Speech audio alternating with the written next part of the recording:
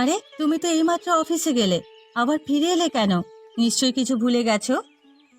না না, ভুলে কেন যাব?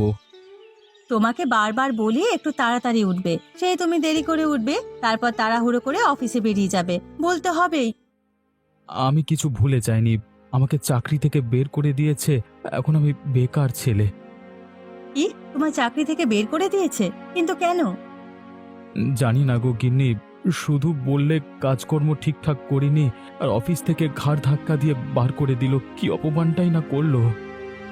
তুমি তো ভালো কাজ করো, দরকার হলে বাড়িতে বসে বসেও কাজ করো, যা তা ভাবে কাজ থেকে বের করে দিলেই হলো নাকি? আর আমাকে অফিসে ঢুকতেও দিচ্ছে না। আমি যে ওদের সাথে একটু কথা বলবো সেই সুযোগটাও নেই। তুমি কেঁদো না গো, কাঁদলেই তো আর সমস্যার সমাধান হয়ে যাবে না। এখন তোমাদের সময় নয়, এখন তোমাকে আরো শক্ত হতে হবে। তোমার বাবা মা আমার চাকরি দেখে বিয়ে দিয়েছিল, তাদের কাছে আমার সম্মানটা কি থাকলো বলো তো?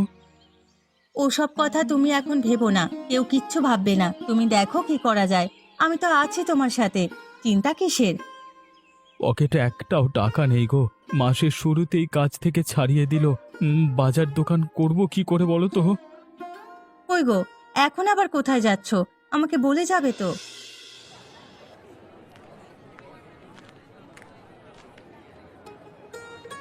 আরে সুমতি, ধান্দা কেমন চলছে গো? বাবা, দোকানের সামনে কত ভিড়! উপরওয়ালার কৃপায় সবকিছু কুশল মঙ্গল। তা তুমি কিছু কিনবে নাকি সকালবেলা মাথা খেতে এলে? বাজারের ব্যাগ এনেছি, কিনবো না মানে? অবশ্যই কিনবো। আজকে সবজির দাম কেমন, মানে সবকিছু বলে দাও তবে তো ঠিক করব। পটল 40 টাকা, আলু 20 টাকা, বেগুন 50 টাকা কিলো, তারপর বাকিদের যা দাম থাকে সেই রকমই আছে। আমি বলছি আর একটু দামটা কমালে তাহলে আরো অনেক কিছু নিতাম। না হলে কিন্তু অন্য দোকানে চলে যাব। হ্যাঁ, আচ্ছা আচ্ছা ঠিক আছে, তোমার জন্য 5 টাকা করে কমিয়ে দেব। তবে 1 কেজির ওপরে জিনিস নিতে হবে। কত করে দেবো বলো? আরো কাস্টমার আছে, ছাড়তে হবে। আমার কাছে তো কোনো টাকা নেই। কিভাবে কিনবো তাহলে? এক কাজ করলে তো হয়, দোকানে তো অনেক ভিড়। আস্তে আস্তে কয়েকটা সবজি ব্যাগে পুড়ে নিলে বুঝতেও পারবে না। আরে ও দাদা, বলবে তো, আরো অনেক লোক দাঁড়িয়ে আছে, তাদেরও তো দেবো। বড় সমস্যায় পড়ে গেছি। মানিব্যাগটা বাড়িতে রেখেই চলে এসেছি। আমি এক্ষুনি এলাম, এক্ষুনি গো। টাকা নেই? দোকানের পাশে যাও, সামনে দাঁড়িয়ে ভিড় করবে না। এই, আপনার কি লাগবে তাড়াতাড়ি বলুন। এই সুযোগ। সুমতি অন্যদিকে মন দিয়েছে। এই আলুর ঝোড়াটা তুলে নিয়ে চলে যায়, বুঝতেও পারবে না। আরে আস্তে আস্তে, আমায় দিন আমায় দিন। কেন যে আপনারা ঠেলাঠেলি করেন জানি না বাপু। আরে এই মুখ পোড়া, তোকে বলছি তো ঠেলাঠেলি করিস না। কথাটা কি শুনতে পাচ্ছিস না নাকি? ব্যাস, আমাদের এক সপ্তাহের আলু এখান থেকেই হয়ে যাবে। হায় হায়, কোন মুখ পোড়া আমার এত বড় ক্ষতি করে দিল? আমার কত টাকার লোকসান হয়ে গেল। আরে তুমি কাঁদছো কেন? কি হয়েছে তোমার? দেখো না দাদা, দোকান থেকে এক ঝুড়ি আলু চুরি হয়ে গেছে। দোকানে বড্ড ভিড় ছিল, সেই সুযোগে কেউ মনে হয় তুলে নিয়ে চলে গেছে। আচ্ছা আচ্ছা, তোমার মনে আছে কে কে তোমার দোকানটিতে এসেছিল? আজও প্রশ্ন করেন তো আপনি। কে কে দোকানে এসেছিল সেটা আবার মনে থাকে? 3-4টে গ্রামের লোক এই হাটে সবজি কিনতে আসে, আমার কি মনে থাকে? আহা, বুঝতে পেরেছি, তুমি কেঁদো না। তোমার বাড়ি তো ওই পাশের গ্রামে। যাও যাও, বাড়ি চলে যাও। বাড়ি যাওয়া ছাড়া উপায় কি? উপরওয়ালা যে আমার এত বড় ক্ষতি করে দেবে আমি ভাবতে পারিনি। নারী, বিশ্বাস রাখো, উপরওয়ালা যা করেন ভালোর জন্যই করেন। হ্যাঁ হ্যাঁ, আমার কত ভালো হলো তা তো দেখতেই পাচ্ছি। আমাকে আর জ্ঞান দিয়েন না তো, মাথাটা যন্ত্রণা করছে। আচ্ছা আচ্ছা, আমি চলে যাচ্ছি। তোমার মাথাটা গরম হয়ে আছে আমি বুঝতে পারছি, তবে সাবধানে যেও। হ্যাঁ, আপনি আপনারটা বুঝে নিন, আমি আমারটা বুঝে নিচ্ছি। আপনি সাবধানে বাড়ি যান। আমার কথা ভাবার জন্য অসংখ্য ধন্যবাদ। তাহলে আসি আমি, আবার বিকালে দেখা হবে।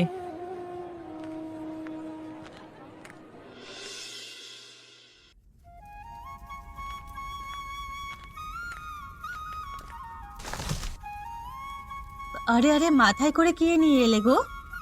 পুরো এক সপ্তাহের আলু আমি নিয়ে চলে এসেছি। তরকারির জন্য আর কিছু চিন্তা করতে হবে না। এক ঝোড়া আলু নিয়ে এসেছো তুমি? অত টাকা তুমি কোথায় পেলে? আরে টাকা দিতে হয়নি গো, এটা আমি এমনি এমনি নিয়ে এসেছি। এমনি নিয়ে চলে এসেছো মানে? আমি ঠিক বুঝতে পারলাম না। ছি, শেষ পর্যন্ত তুমি চুরি করলে, এবার চুরি করাটাও শুরু করে দিয়েছো। আরে গিন্নি, তুমি রেগে যাচ্ছ কেন? এটাকে চুরি করা বলে না, এটা হচ্ছে আমার বুদ্ধির কামাল।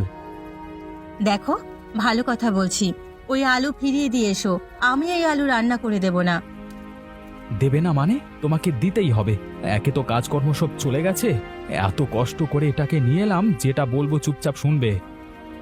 ও, এখন আমাকে ধমক দিয়ে বসিয়ে রাখার চেষ্টা করছো? হ্যাঁ হ্যাঁ, করো করো, কিন্তু এই যে উপরওয়ালা, উনি কিন্তু সব দেখছেন।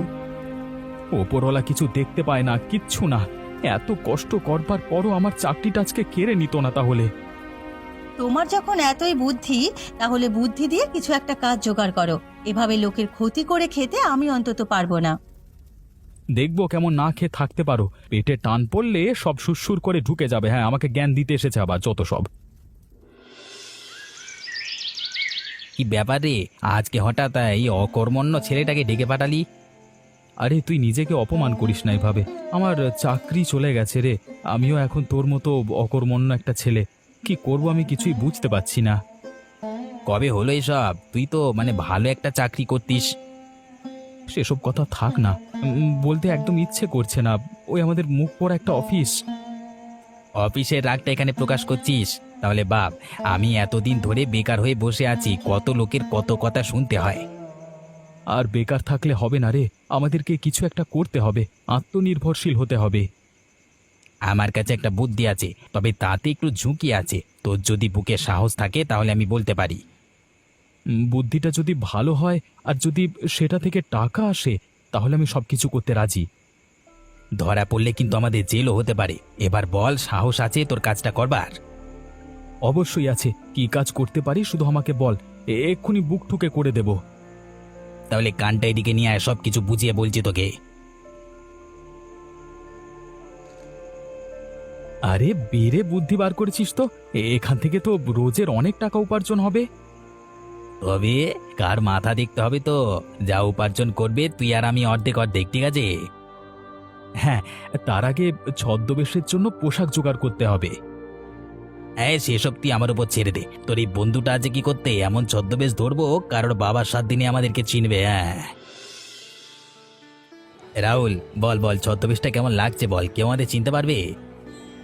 এমন ভাবে ছদ্মবেশ করেছি কেউ চিনতে পারবে না। চল চল, এখন দেরি না করে উসুল করতে যাই।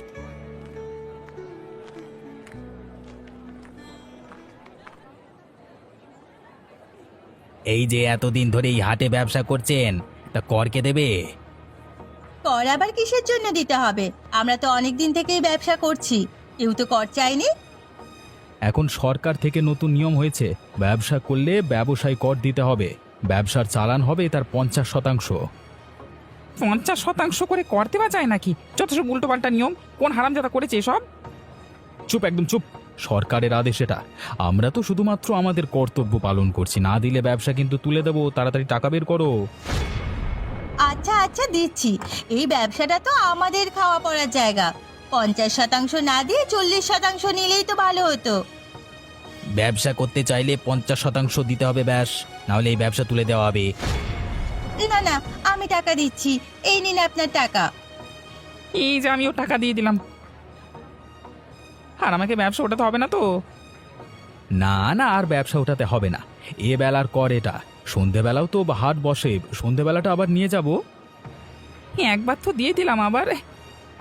আবার দুবেলা ব্যবসা করলে তো দুবেলা কর দিতেই হবে। যদি ভালোই ভালোই ব্যবসা করতে চাস তাহলে চুপচাপ টাকাটা দিবি, না হলে জেলের ঘানি টানবি। আমরা আপনাকে কর দেব? এখন তো আমাদের ধান্দাটা চালাতে দিন। আপনারা এত টাকা কর নেবেন, এসে ঝামেলাও করবেন, তাহলে আমরা ব্যবসা করব কখন? এই মেয়ে, এই আমরা তো চলে যাচ্ছিলাম, এর তো বেশি ঝামেলা করবার শখ রে। এই সন্ধেবেলায় আবার আসবো, টাকা তৈরি রাখিস। ভালো কথায় সব বোঝে না, চেঁচামেচি করতেই হবে। চলেন সাহেব, অন্য কোথাও দোকানে কর নিতে হবে, চলুন। তুই আবার কেমন ঝামেলা এলো? প্রত্যেকদিন এত টাকা করে কর দেওয়া যায় নাকি? আমিও তো সেটাই ভাবছি, পুলিশেরই কেমন অত্যাচার শুরু হলো। আগের দিন আমার দোকান থেকে আলু চুরি, আজকে আবার এত টাকা কর। কিভাবে ব্যবসা চালাবো নিজেই বুঝতে পারছি না। শুধু তুমি কেন, প্রত্যেকটা ব্যবসায়ীর একই চিন্তা হচ্ছে। সকাল সন্ধে যদি টাকা দিয়েই যেতে হয় তাহলে আমাদের কি থাকবে?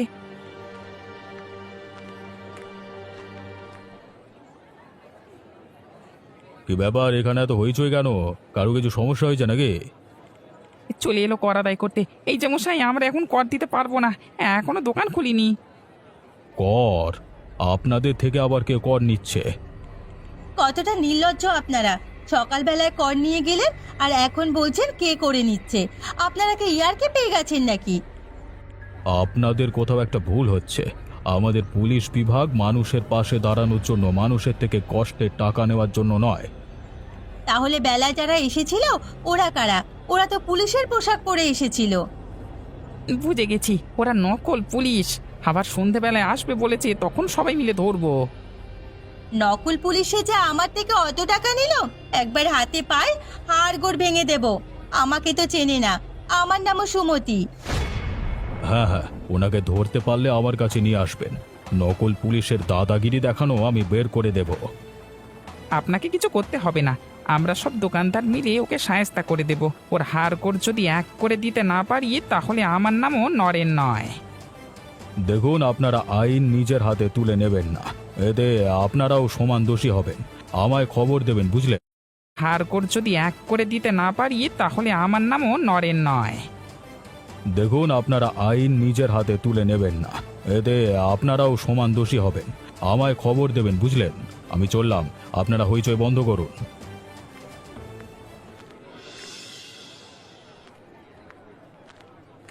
নরেন দাদা, নরেন দাদা, ওই দেখো চলে এসেছে নকল পুলিশ। এই একটু আস্তে কথা বলেন, ওরা শুনতে পেলে কিন্তু আর আসবে না, আগে এখানে আসতে দিন।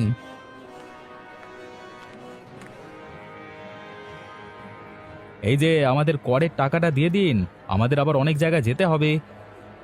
দেখেন মশাই, বেলার মতো ঝামেলা করলে আপনাদেরই ক্ষতি। আপনাদেরও সময় নষ্ট হবে আর আমাদেরও সময় নষ্ট হবে। আরে দারোগা বাবু, কার কি নষ্ট হয় সেটা তো এখনই বোঝা যাবে। মানে, আমি ঠিক বুঝলাম না। এরা আবার সবকিছু ধরে পেল না তো রে? আরে না না, আমাদের ধরতে পারবে না, ভালো করে ধমক দিতে হবে। এই যে বাবুরা, নিজেদের মধ্যে কি এত ফিসফিস করছেন? যা বলবার সামনাসামনি বলুন। আরে আপনাকে তো বললাম করটা দিয়ে দিন, কথা কানে যাচ্ছে না নাকি? ব্যবসা তুলে দিলে ভালো হবে। আচ্ছা, আপনি কোন থানার দারোগা? থানার নাম বলুন। তো থানা, সেটা আপনাকে বলতে যাবো কেন? আপনার জানার অত অধিকার নেই। কেন অধিকার নেই? আমরা সাধারণ মানুষ, এইটুকু অধিকার আমাদের আছে। আইন সম্পর্কে একটু হলেও তো ধারণা আমাদের হয়েছে। হ্যাঁ, একদম চুপ করবেন আপনারা। আপনাদের বড্ড বেশি সাহস হয়ে গেছে না? চলুন চলুন আমাদের সাথে, আপনাদের ব্যবসা এখানে গুটিয়ে দেব আমি। পুলিশের সাথে চোখে চোখ রেখে কথা বলা বের করে দেব। চলুন, কোথায় নিয়ে যাবেন দেখি? মুখ পোড়ার দল, নকল পুলিশ হয়ে আমাদেরকে ঠকাতে এসেছিস? এই যে সকলে আসুন এখানে, এই চিটিংবাজগুলোকে ধরতে পেরেছি। তোরা কি ভাবলি তোরা যা ইচ্ছা তাই করবি আর আমরা বুঝতেও পারবো না? সেই ঘুরে বালি। এরা তো সবকিছু বুঝতে পেরে গেল রে, এবার আমাদের কি অবস্থা হবে বুঝতে পারছিস? এখনো দাঁড়িয়ে আছিস কি করতে? পালা এখান থেকে। পালিয়ে যাবি কোথায় রে? আরে আমরা এখানে তিনটে গ্রামের লোক আছি, সবার সাথে জালিয়াতি করেছিস তোরা, তার পরিণাম তো তোকে ভোগ করতেই হবে। আয়, দয়া করে ছেড়ে দাও, আমরা আর এমন কাজ কখনো করব না।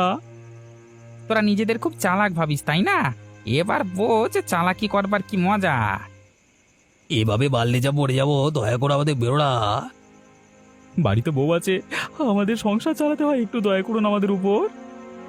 তোদের উপর দয়া করা উচিতই নয়, একবার শাস্তি পেলে তারপর বুঝতে পারবি।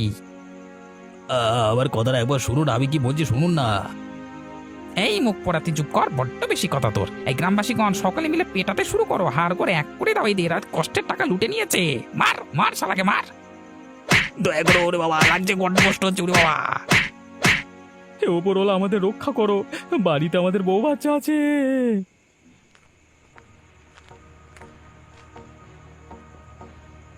আরে আরে, এসব কি হচ্ছে? থামুন থামুন আপনারা, এভাবে মারলে তোরা মরে যাবে। মরলে মরুক, আমাদের সাথে চালাকি। চুপ করুন আপনারা, আপনাকে তো আগেই বলে গেলাম আইন নিজের হাতে নেবেন না, ধরতে পারলে আমাকে খবর দেবেন। এই অপরাধে আপনাদের জেল হতে পারে, আপনি জানেন। আচ্ছা, আমরা এদের আপনার হাতে তুলে দিলাম, বাকিটা আপনার দায়িত্ব। সাহেব বড় ভুল করে ফেলেছি, আর কখনো করব না। এদের হাত থেকে আমাদের বাঁচান, এরা আমাদের মেরে ফেলবে। ঠিক আছে, এবারের মতো তোদের ছেড়ে দিচ্ছি। আর যদি কোনো উল্টোপাল্টা কাজকর্ম করতে দেখি তাহলে কিন্তু এবার পুলিশের মার খাবি। বাড়ি যা হতচ্ছাড়া। গিন্নি, আমি এসেছি গো। আরে এ কি, তোমার কি অবস্থা? কি হয়েছে গো? সে অনেক কথা পরে বলবো, এখন আমাকে একটু খেতে দাও না। হ্যাঁ, খেতে তো দেবই, তবে আমায় বলো তোমাকে এরকম নিষ্ঠুরভাবে কে মেরেছে? দোষটা আমারই ছিল গো, উচিত শিক্ষা পেয়ে গেছি, আর কোনোদিন এ ভুল করব না। কেন এরকম করতে যাও বলো তো? তোমার কিছু হয়ে গেলে আমি কিভাবে থাকবো, একবারও ভেবেছো? আমি আর এসব করব না গো, দয়া করে তুমি কেঁদো না। এরকম অশান্তির জীবন আমার ভালো লাগে না। মনে হচ্ছে এখনই সবকিছু ছেড়ে ছেড়ে দিয়ে বাপের বাড়ি চলে যাই। গিন্নি, তুমি রেগে যেও না। আমি আর এসব কোনো খারাপ কাজ করব না। আমি আবার ভালো হয়ে যাব। দুটো পয়সা কম রোজগার করলেও সৎভাবে করব গো। আমার গা স্পর্শ করে কথা দাও, যদি কোনোদিন কোনো কথার খেলাপ করেছো তাহলে কিন্তু আমার মরা মুখ দেখবে। আমি তোমাকে কথা দিচ্ছি গো, আর কোনোদিন এমনটা করব না। তুমি এসব উল্টোপাল্টা কথা কেন বলছো?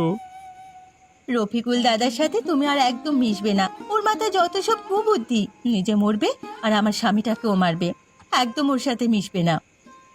আচ্ছা, এবার থেকে তুমি যা বলবে তাই হবে। তোমার কথার খেলাপ করব না। তোমার যা অবস্থা দেখে মায়া লাগছে।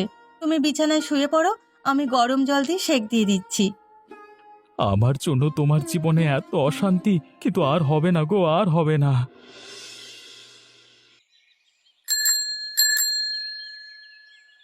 বাবু, বাবু, আপনি তো দোকানে কাজের জন্য লোক খুঁজছিলেন। আমি কাজ করতে চাই। আপনি কত টাকা বেতন দেবেন তাতেই আমার চলবে আর কি। আগের দিনে ধরা পড়া বেইমানটা তুই ছিলিস, আমি তোকে কি করে বিশ্বাস করে কাজ দেব রে? আমি ভালো হয়ে গেছি। আমি আর কখনো এমন খারাপ কাজ করব না। বাড়িতে গিন্নি আছে, পেট চালানোর জন্য কিছু তো কাজ করতে লাগবে। আমার উপর দয়া করুন। আমি এই মুহূর্তে কারোর কথা ভাবতে পারছি না, আমি শুধু নিজের কথাই ভাবি। তুই যদি আমার দোকানে আবার চুরি করিস তখন? না না, আমি এত বড় ঝুঁকি নিতে পারবো না। আপনি এমনভাবে আমাকে হতাশ করে দেবেন না। আমি খুব ভালোভাবে কাজ করব, আপনি আমাকে বিশ্বাস করুন। আমি বিশ্বাস করতে পারছি না। নকল পুলিশ সেজে সবজির হাটের দোকানদারদের তো ভালোই ঘোল খাইয়ে দিলি। ওই ঘোল আমি আর খেতে চাই না। বাবু, আমি আপনার পায়ে ধরছি, আপনি যদি কাজটা দেন আমার খুব উপকার হয়। আমায় স্পর্শ করবি না। তোদের মতো নিচু মানুষের ধারে কাছে আমি যাই না রে। গরিব মানুষদের নিয়ে আমার কোনো সমস্যা নেই, তবে তোদের মতো বেঈমানদের আমি ঘৃণা করি। আমাদের দোকান থেকে বেরিয়ে যা হারামজাদা। এই ওপরওয়ালা, তুমি আমাকে এত একটা কিছু ব্যবস্থা করে দাও। আমি কি করে ফেললাম? বিশ্বাস অর্জন করাতে যতটা কষ্ট লাগে, কিন্তু বিশ্বাস ভাঙতে এক মুহূর্ত সময় লাগে না। তাই আমি তোকে বিশ্বাস করতে পারছি না।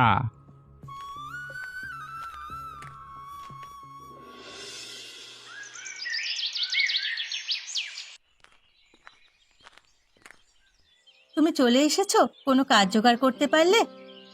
অনেক চেষ্টা করেছি গো। সারাটা বেলা অনেক দোকানে দোকানে ঘুরে দেখেছি, কেউ কাজ দিল না। সবার মুখে এক কথা, আমি নাকি বেঈমান। গ্রামে কেউ তোমায় বিশ্বাস করছে না? না গো, বিশ্বাস করবেই কিভাবে? আমি যে সত্যি একটা বেঈমান। লোকের কষ্টের টাকা মেরে খেয়েছিলাম। নিজের ওপর হতাশ করো না, উপরওয়ালা তো আছেন। তুমি ভালো কাজ করলে নিশ্চয়ই আমাদের ভালো ফল দেবেন।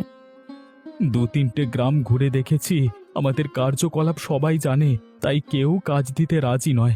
হাতে পায়ে ধরে অনুরোধ করলাম, কিছুতেই কিছু কাজ হলো না। তাহলে এখন আমাদের কি করণীয়? বাড়িতে যে একটাও চালের কণা নেই, রান্নাও করতে পারিনি। হ্যাঁ, কাজ করো গিন্নি, আমরা দুজন থানায় গিয়ে শুভেন্দু বাবুকে সব কথা বলি। যদি আমাদের জেলে পুড়ে দেয় তবুও ভালো, অন্তত জেলের পোড়া রুটিটাও তো খেতে পারবো। কি দিনকাল এলো আমাদের, শেষ পর্যন্ত জেলের পোড়া রুটি খেয়ে থাকতে হবে। এমন পোড়া কপাল আমার। সত্যি তুমি ভুল জীবন সঙ্গী পেয়েছো গো। জীবনের অনেক বড় ভুল করে ফেলেছো তুমি। আমি একটা কথা বলি, এখন এসব কথা থাক না। ভালো সময় যখন পাশে ছিলাম, খারাপ সময়ও তোমার পাশেই থাকবো। তুমি চিন্তা করো না। এগে, তোমরা এমন সময় থানায় এসেছো কেন? বাবু, আপনি এখন আমাদের একমাত্র ভরসা। আমাদের দুজনকে জেলে পুরে দিন, আপনার কাছে একটাই অনুরোধ করতে এসেছি। আরে তুমি কান্নাকাটি করছো কেন? জেলের আসামিরা বাইরে বেরোনোর জন্য হাঁচর পাঁচর করছে আর তুমি জেলে ঢুকতে চাইছো? কি অসহায় অবস্থা তাহলে ভাবুন। কাজকর্ম কোথাও পাচ্ছি না, খেতে তো হবে। জেলে থাকলে দুবেলা দুমুঠো ভাত, পোড়া রুটি যা হোক তো খেতে পারবো। সাহেব, আপনি না করবেন না। আপনিও যদি আমাদের থেকে মুখ ঘুরিয়ে নেন, তাহলে এবার আমরা না খেতে পেয়ে মারা যাব। আহা, তোমরা আগে কান্নাকাটি বন্ধ করো। এভাবে কাউকে তো জেলের মধ্যে ঢোকানো যায় না। আপনি কিছু একটা করে আমাদের আসামি করে দিন, তাহলে তো আপনি আমাদের জেলে ঢোকাতে পারবেন। না না, এভাবে আমি কোনো বেআইনি কাজ করব না। তবে নিশ্চয়ই আমি তোমাদের সাহায্য করব। আপনি আমাদের সাহায্য করুন, আমার স্বামী আর কোনো ভুল কাজ করবে না। যে আপনি আমাকে পুরো বিশ্বাস করতে পারেন। একবার ভুল পথে পা দিয়েছি আর না। আমি শিক্ষিত বাড়ির ছেলে, অতটাও মর্কট নই। আচ্ছা আচ্ছা, ঠিক আছে রাহুল, তোমার জন্য আমি কাজ দেখব। আর যতদিন না পর্যন্ত কাজ দিতে পারছি, তোমরা আমার বাড়িতেই থাকবে। আমি খাবার দাবার দেব, এটুকু সাহায্য আমি করতেই পারি। আপনি যে আমার কাছে ওপরওয়ালার সমান হয়ে গেলেন। আমার কাছে এখন থেকে আপনি ওপরওয়ালা। না না, এমন ভাবে ওপরওয়ালার সাথে আমার তুলনা করো না। আমার যে আয়ু কমে যাবে। আপনার আয়ু আরো বেড়ে যাক, উপরওয়ালার কাছে এরকমই প্রার্থনা করি। আপনি এই অসহায় দুটো মানুষকে সাহায্য করেছেন, এতে আপনার আয়ু কিভাবে কমে? আরে তাহলে তোমরা এখন আমার বাড়িতে যাও, আমি কাজ সেরে বাড়ি ফিরবো। বড্ড ক্ষুধা ভালোই লেগেছে, তাই না? বাড়িতে সবকিছু আছে, যেটা মন চায় খেয়ে নিও। আপনি অনেক বড় মনের মানুষ, অনেক বড় মনের। আপনার এই ঋণ আমি কখনো শোধ করতে পারবো না। বন্ধুরা, এমনই মজার মজার গল্প। কেমন হয়েছে? আশা করি অনেক ভালো হয়েছে। একটা লাইক, একটা কমেন্ট করে যাবা। পরবর্তী দিন আরেকটা ভিডিও দেখতে চাও, চ্যানেলটা সাবস্ক্রাইব করে যাবা।